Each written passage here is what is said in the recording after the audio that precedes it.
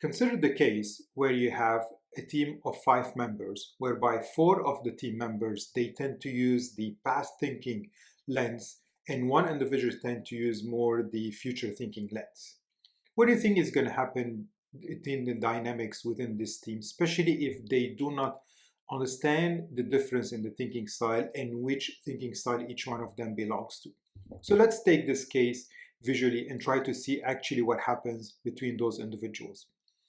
As we see here on the map, we have the 4 individuals that belong to the past thinking lens and one individual here that belongs to the future thinking lens.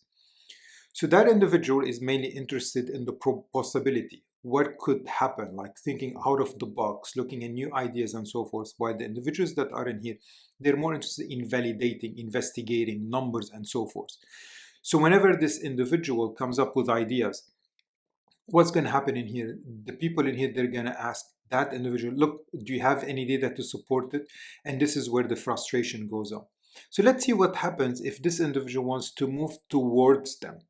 Look at what's happening here with the strength. Yes, oh my God. I mean, you can do, but look at the pressure that's happening. Look at the tension that's happening there.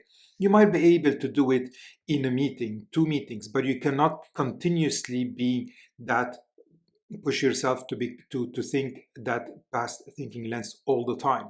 While the other ones are comfortable because 4 of them are here, it's local majority. So they're comfortable with each other. They don't see any reason for them to try to change the thinking lens and move towards you. So this is why what happens in a lot of the cases, individuals in here, they become less capable, or not only capable, but less willing to actually come up with ideas. And this is where we start seeing stagnation within teams. And individuals in here, they tend either to stay, but they become very passive, or they try to find other opportunities and leave directly from the team. So how do we go around such problems? One, we understand where each one is located within the thinking style map. And then once we know that, we start understanding the value each one of us brings and start using it accordingly. There is always time for ideas, there's always time for investigation and validation, and of course there is always time for execution and implementation.